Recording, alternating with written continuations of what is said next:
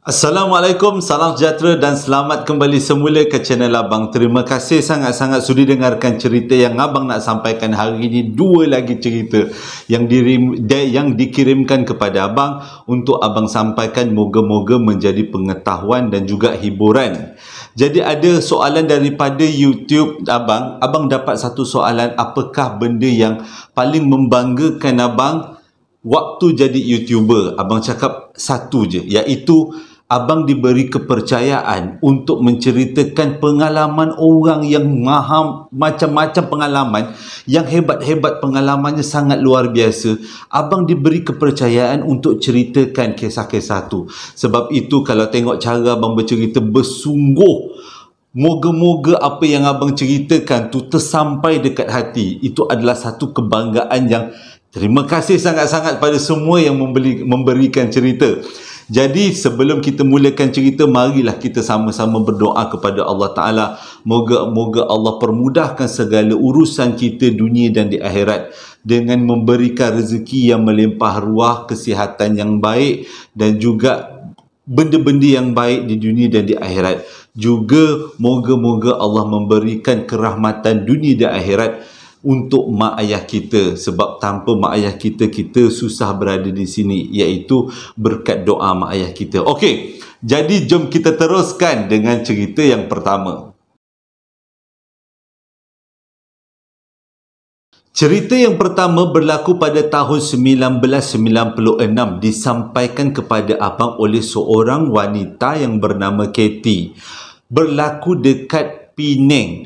Cerita Penang memang selalu banyak cerita yang best-best, termasuk juga cerita kali ni. Katie cakap pada waktu tu dia berumur 12 tahun, 1996. Kakak dia dapat sambung belajar dekat UiTM.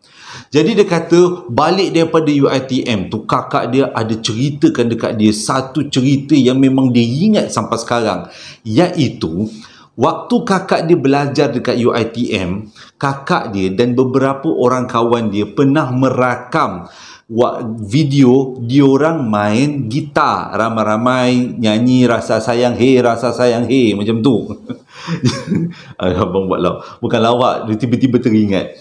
Jadi waktu kakak dia dan kawan-kawan dia ni pergi merakam diorang tengah menyanyi, dan bila diorang tengok balik rakaman tu, suara nyanyian dan petikan gitar tu dengar sayup-sayup aja. Ini kakak dia cerita ni.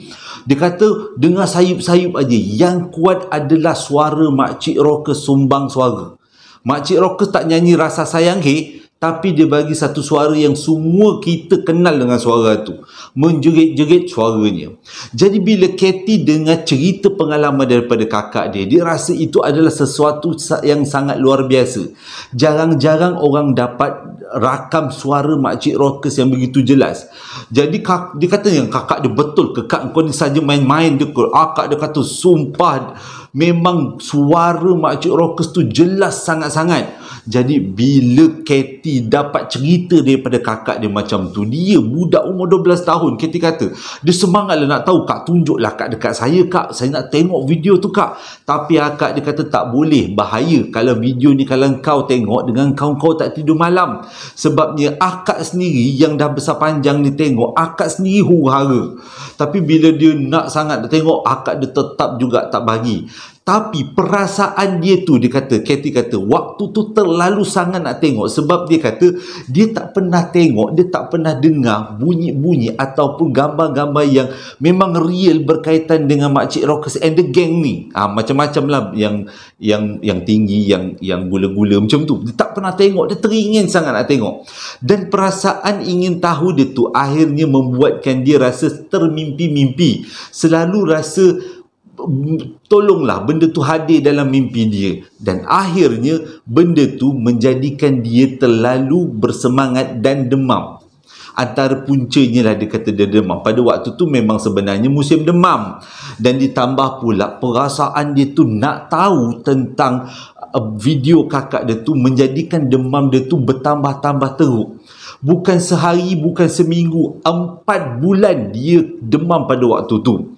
Dan yang lebih teruk lagi, pada waktu tu dia demam, waktu tu dia ada peperiksaan UPSR, jadi dia demam tu 4 bulan sebelum menduduki peperiksaan UPSR. Dengan kata lain, memang dia tak sempat nak study. Pada zaman tu UPSR sangat penting untuk melangkah masuk ke sekolah menengah.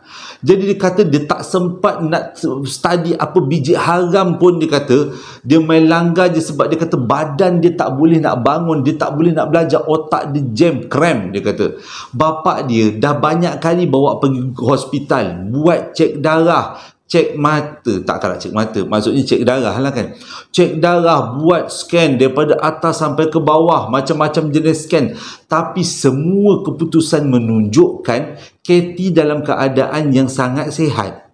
Tak ada apa-apa masalah sakit. Bukan sekali, 2 kali, 4, 5 kali mak ayah dia bawa Katie pergi cek ke hospital. Jadi, tapi disebabkan keputusan hospital tu semuanya positif, semuanya negatif. Maksudnya Katie dalam keadaan yang baik. Jadi mungkinlah mak dia cakap ia berkaitan dengan semangat. Budak-budak kan waktu tu musim demam, semangat pula nak tahu tentang video yang kakak dia cakap. Jadi dia punya demam dia tu jadi semakin teruk. Dan akhirnya Katie kata dia pun menduduki peperiksaan UPSR. Selepas waktu dia duduki peperiksaan UPSR tu, dia memang dah tak demam lagi. Cumanya yang menjadi pelik, bila dia tengok soalan, dia tak faham soalan tu. Dia kata semua soalan-soalan yang keluar tu semua keluar daripada kotak kepala dia. Memang dia tak faham. Jadi dia main tenyeh je apa yang ada dekat kertas tu. Semua soalan dia jawab, dia main tenyeh. Tapi takdir Allah Ta'ala kan, dia dapat keputusan full A, 4A, solid, semuanya A. Bahasa Melayu, bahasa Inggeris, bahasa penulisan dan juga matematik, semuanya A. Dan dia mendapat antara keputusan yang cemerlang dekat sekolah dia. Waktu tu Katie sendiri ternganga. Lah, kenapa pula dia dapat keputusan cemerlang selepas dia kena demam teruk tu? Memang pelik, dia kata. Sesuatu benda yang pelik. Tapi dia kata ada sesuatu yang menjadikan dia pelik, iaitu selepas dia menghantar jawapan-jawapan sewaktu peperiksaan UPSR tu, dia seperti seolah-olah dengar dekat dalam telinga dia, macam ada orang berbisik, yakinlah awak mesti lulus cemerlang. Dia macam dengar hati nuraninya berbisik macam tu. Dia pun tak tahu datang daripada bisikan tu. Tapi kes tu bukan stop dekat situ. Pada tahun 1999, Katie menduduki peperiksaan PMR. Pada waktu ni sekali lagi, seminggu sebelum Katie menduduki peperiksaan PMR, dia mengalami mimpi yang pelik-pelik, iaitu mimpi menjawab exam. Hari dia kata dia ambil 8 subjek, cukup semua subjek dia mimpikan. Sejarah dia mimpi, geografi dia mimpi, bahasa Melayu dia mimpi, dan dia mimpi yang lebih kurang sama, iaitu duduk menduduki peperiksaan. Jawab dalam mimpi tu dia tengah jawab exam. Jadi selepas cukup semua subjek dia dah mimpikan, dia ceritalah dekat kawan dia ni. Dia kata aku mimpi duduki peperiksaan. Dia kata, jadi kawan-kawan dia tanya, kau mimpi apa? Dia berceritalah, kalau mat soalan ni macam ni. Kalau soal bahasa Melayu dia masuk karangan begini-begini, kalau bahasa Inggeris karangannya begini. Dia boleh cerita satu-satu macam terjadi depan mata dia. Itu orang berkata macam deja vu. Abang Bu kalau salah betul kan. Dia kata macam betul-betul dia dah pergi ke masa depan. Tapi ada sesuatu benda yang sangat pelik, iaitu bila dia duduki peperiksaan PMR, punyalah dia terkejut seperti apa yang dia mimpikan. Semua soalan keluar sebiji sebulan. Sampaikan dia boleh dapat keputusan cemerlang sebab dia jawab seperti yang ada dalam mimpi dia. Bukan dia je, kawan-kawan dia sama. Semua yang dia beritahu, masuk apa, keluar apa, sejarah keluar apa, geografi keluar apa, sains keluar apa, kawan-kawan dia pun sama. Dapat keputusan cemerlang hasil daripada apa yang Katie bagi tahu. Tapi bukan itu aja pengalaman pelik yang dialami oleh Katie. Sejak daripada dua peristiwa peperiksaan UPSR dan juga PMR tu, dia dah mula ada satu kelebihan yang dia rasa macam sangat menakutkan, iaitu dia tak boleh pergi ke kawasan yang ada senjata atau barang yang mempunyai sejarah silam. Contohnya dia kata, mula-mula dia tak perasan. Bila dia pergi satu tempat, sakit kepala, pening, telinga berdesing. Lepas tu bila dah jalan menjauhi suatu kawasan tu, dalam 5 minit, dalam 10 langkah, dia akan hilang sakit kepala. Kalau dia lalu depan rumah orang, tiba-tiba sakit kepala, macam nak muntah, migraine. Dia rasa macam tak huru-hara, tak tentu arah. Tapi lepas dia menjauhi kawasan tu, dalam lebih kurang 10 langkah, dia pun dah hilang lah sakit kepala dia. Mula-mula dia tak faham kenapa.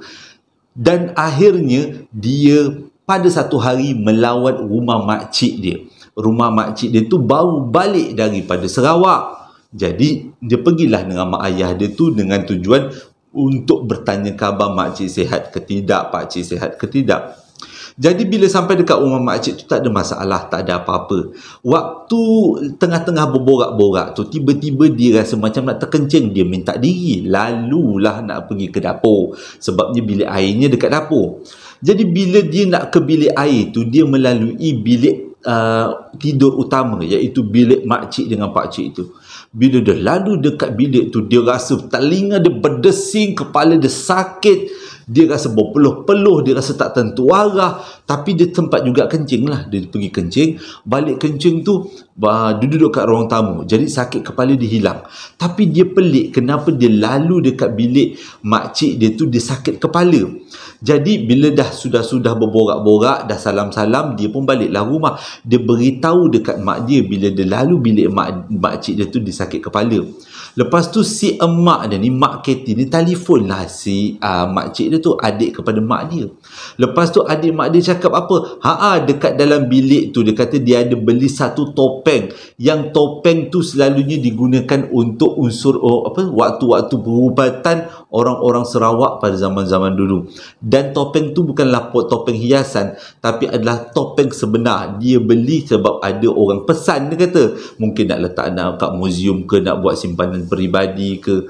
Lebih baik simpan benda lain lah daripada simpan yang macam tu. Takut ada benda yang mengikut. Selalunya orang kata ada makhluk alam sebelah duk menompang. Abang selalu dengar. Hari tu abang ada cerita pasal tepak sirih. Bekas jahit kan? Tepak sirih pernah, bekas jahit pernah. Yang ada benda yang tinggal kat situ. Ni salah satu bentuk marketing. Kena tengok apa punya video yang lama. Sorry. Sekarang je melintas. Okey. Jadi dia kata, dia beritahu mak dia beritahu makcik dia. Lepas tu makcik dia beritahu memang ada benda lama, jadi dia dah boleh detect. Dia tak boleh pergi ataupun mendekati barang yang ada sejarah-sejarah silam. Jadi cerita keduanya, bila satu hari dia pergi berdating dekat Komtar dengan tunang dia yang sekarang dah menjadi boyfriend pula, suami dia. Jadi dia kata waktu dia pergi berdating tu, waktu dekat parking, tiba-tiba dia rasa sakit kepala, berdesing telinga. Dia pun pelik, dalam kawasan parking mana pula ada kedai yang menjual peralatan-peralatan zaman-zaman dulu yang ada sejarah-sejarah silam kan. Tapi dia minta tunang dia cek, power dia lah pada waktu tu, cek ada tak di sekitar ni ada kedai-kedai yang menjual benda-benda macam tu. Rupanya memang ada. Dekat pintu keluar parking, rupanya ada kedai menjual barang alatan-alatan antik. Macam contohnya piring terbang, piring hitam, tepak sirih, kacip, bukan apa kacip Fatimah, kacip pinang. Kacip pinang. Jadi benda-benda tu macam tu dia tak boleh dekat. Kalau dia dekat, dia kata berdesing telinga. Sebab dia kata mula-mula dia tak tahu. Nanti abang sambung tadi. Okey, itu peristiwa kedua. Peristiwa ketiga pula, pada satu hari dia pergi tapak pesta dekat Negeri Sembilan pun dengan tunang dia juga. Pada waktu tu dah jadi suami agaknya. Dia kata dekat tapak pesta tu adalah pesta TV3 kan, selalu kan show heboh, jom heboh pernah dibuat kan. Dalam zaman-zaman dulu memang terkenal lah jom heboh yang dibuat oleh pihak TV3. Jadi dalam salah satu bus tu ada bus 999. Waktu dia pergi kat bus tu, belum sampai dekat bus tu, dia dah rasa sakit kepala, berdesing telinga, dia rasa macam Yang paling tak seronok sekali bila dia makin mendekati kawasan bus 999, dia muntah semua keluar benda-benda yang dia makan tadi. Sebabnya dia terbau bau darah yang sangat pekat. Darah tu rasanya macam mencolok-colok dekat hidung dia.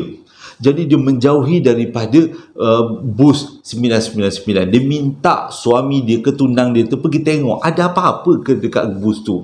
Rupanya selain daripada pakaian ataupun benda-benda yang berkaitan dengan jenayah, ada pisau-pisau dan keris yang digunakan oleh penjenayah untuk membunuh. Jadi dengan kata lain, dekat situ ada bekas-bekas darah, sebab itu dia boleh bau. Dia sebenarnya, Katie kata dia pelik kenapa dia jadi macam ni. Kenapa setiap kali dia berdepan dengan benda-benda yang ada sejarah silam, dia akan mudah muntah. Jadi dia kata mungkin itu adalah disebabkan setiap barang-barang lama ada penunggunya.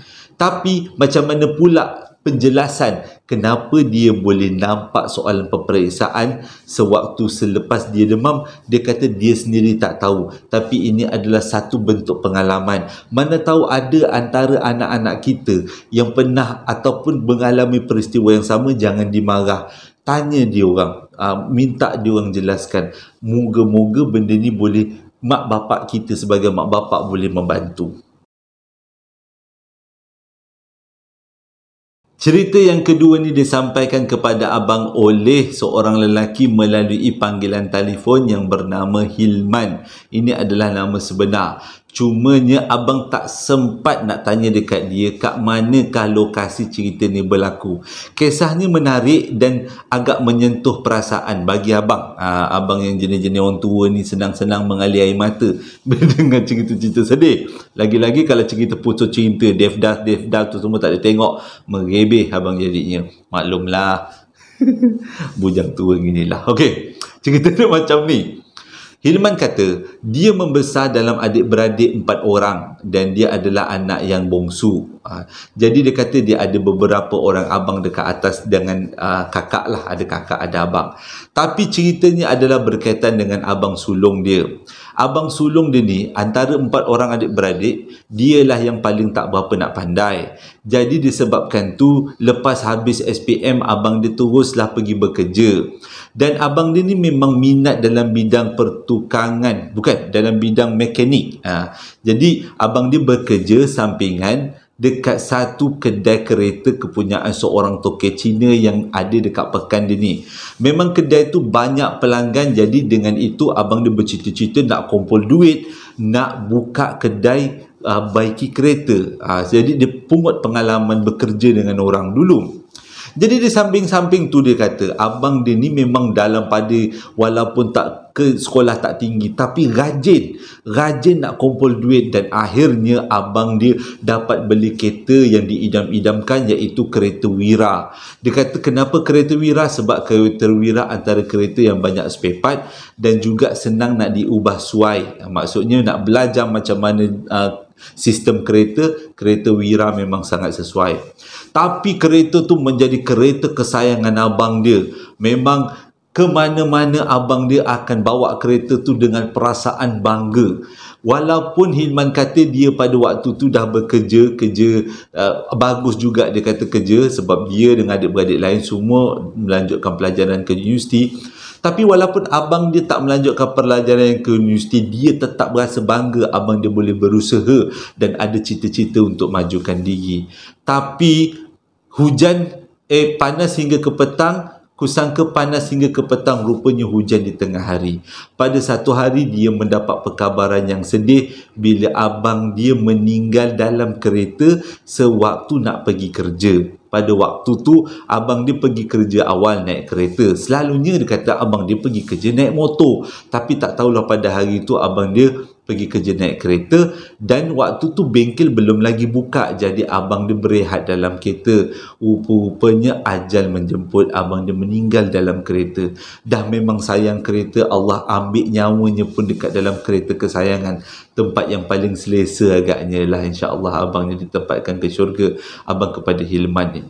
Tapi ceritanya adalah berkenaan dengan kereta ni.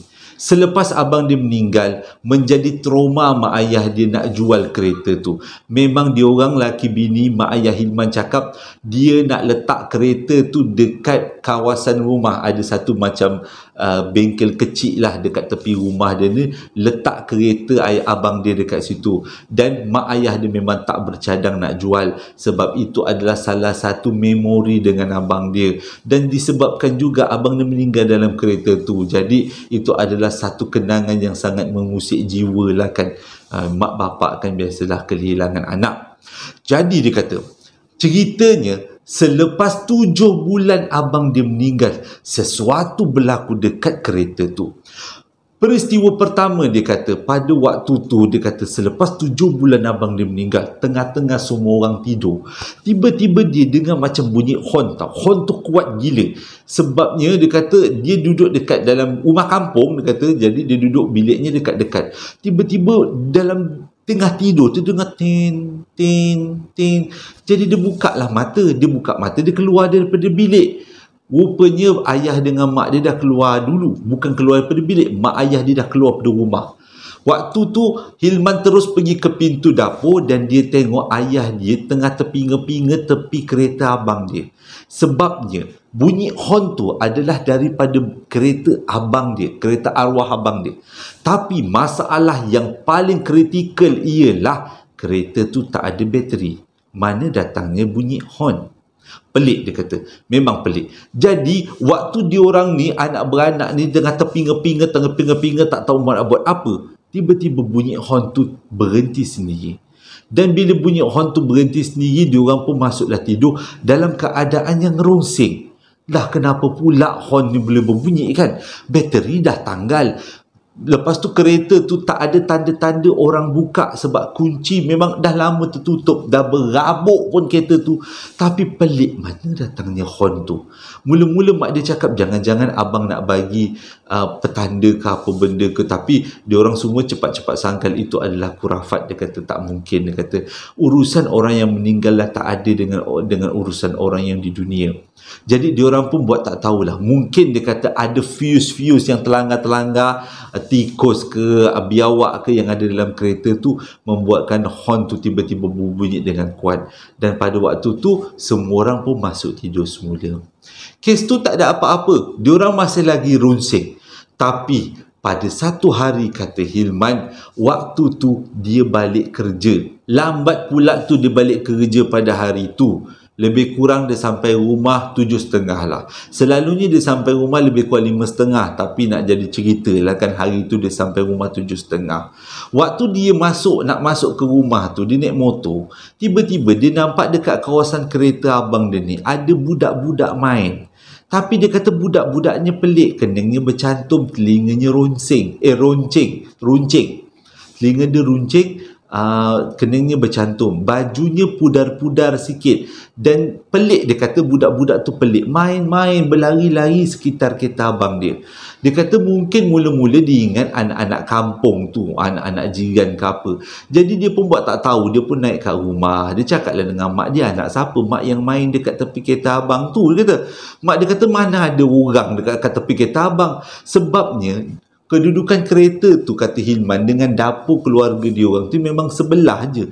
Jadi kalau ada budak-budak main dekat kawasan tu, mak dia mesti boleh dengar. Tapi mak dia kata mana ada budak, dia kata engkau yang dengar sorang-sorang. Jadi dia kata sini mak, sini. Dia pun bawa lah mak dia keluar nak tunjukkan budak-budak tu. Sekali tu memang tak ada budak-budak. Memang tak ada seorang pun budak-budak yang main kat situ. Tak ada tanda-tanda seperti ada orang yang main di sekitar kereta. Sebabnya dekat sekitar kereta tu ada barang-barang lama yang diletakkan. Kalaulah budak-budak tu main dekat kawasan tu, barang-barang tu mesti dah jatuh. Sebab barang-barang tu terdiri daripada botol-botol, dia cakap. Mesti jatuh. Tapi tak ada pun tanda-tanda botol-botol tu jatuh. Jadi dengan kata lain, memang tak ada budak-budak. Jadi mak dia tanya, macam mana kau nampak budak tu? Dia beri ceritalah. Budak tu kening dia bercantum, telinganya runcing. Jadi mak dia kata, mak pernah dengar benda ni. Sebenarnya anak-anak orang alam sebelah. Dia kata sebab bentuk dia memang lebih kurang manusia, tapi dia kata ada sedikit kelainan. Dan mungkin yang kau nampak tu, dia kata Hilman, adalah budak-budak alam sebelah. Jadi bila dengar macam tu, Hilman pun cakap lah, mak jual lah mak kereta abang ni, mak buat tempat benda tu bertandang, duduk berkeluarga kat situ. Hari tu kita dengar horn, ini sekarang anak-anak dia pula berhibur-hibur kat situ. Mak dia marah, jadi mak dia kata jangan, ini adalah kereta abang. Okey. Tapi semuanya berubah bila satu hari mak dengan ayah dia nak pergi ke masjid. Waktu tu subuh. Jadi mak dia nak pergi ke masjid dengan ayah dia, tiba-tiba balik daripada masjid, pergi masjid lah, mak dia pergi masjid subuh. Lepas tu waktu tu cuti, balik daripada masjid tu mak ayah dia kecoh, kata dia nak jual kereta abang, nak jual kereta abang. Jadi yang si Hilman ni pelik juga, kenapa pula nak jual kereta abang. Hari tu cakap bagi cadangan, tak kasih jual, dia kata. Rupanya waktu mak ayah dia pergi semayang subuh, mak ayah dia sendiri nampak ramai budak-budak duk bertenggek dekat dalam kereta abang dia. Duduk diam-diam. Mak dengan ayah dia tak nampak muka sebab nampak belakang kepala, rambut kan, rambut. Jadi ramai budak dalam tu. Mula-mula yang nampak tu mak dia cubit bapak dia, suruh tengok bang, ada anak siapa pula dalam tu. Bila bapak dia tengok, bapak dia kata itu bukan orang, dia kata itu makhluk alam sebelah yang menumpang dekat kereta tu. Jadi selepas cukup 3 peristiwa ni, akhirnya diorang terpaksa meredokan kenangan yang ditinggalkan oleh abang dia ni, dan akhirnya kereta tu dijual, kata Hilman. Walaupun berat hati diorang nak jual kereta tu, tapi diorang terpaksa lepaskan walaupun banyak kenangan untuk mengelakkan daripada makhluk alam sebelah menumpang kat kereta tu. Bukannya apa, dia kata takut-takut nanti cucu-cucu balik dan cucu-cucu pula menangis-nangis sebabkan makhluk yang tinggal dekat kawasan kereta tu. Jadi pengajarannya, kalau ada benda-benda yang tak digunakan, let go, lepaskan, jangan disimpan-simpan. Baik bakul lama, mangkuk lama, kadang-kadang mak-mak kan suka timpan kan dekat dalam stor, bawah tangga, dekat belakang, dekat para, konon-kononnya kenangan-kenangan. Tak payahlah takut ada benda yang menumpang.